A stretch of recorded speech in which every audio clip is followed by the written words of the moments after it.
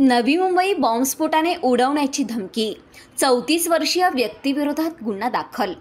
नवी मुंबई परिसरात अनेक ठिकाणी बॉम्बने उडवणार असल्याचा फोन नियंत्रण कक्षाला आला। त्यानंतर यंत्रणा तत्काळ ॲक्शन मोडवर आली। फोनचं लोकेशन गाठत पोलिसांनी संपूर्ण परिसर पिंजून काढला। अखेर 34 वर्षीय तरुणाने मद्यधुंद अवस्थेत फोन केल्याचं सांगितलं आणि पोलिसांनी सुटकेचा निश्वास सोडला।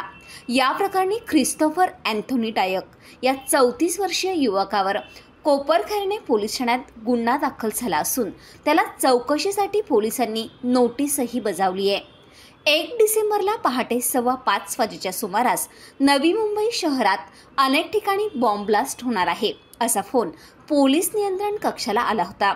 या फोन कॉलनंतर पोलीस दलातील अधिकारी आणि कर्मचारी संपूर्ण यंत्रणेसह कामाला लागले।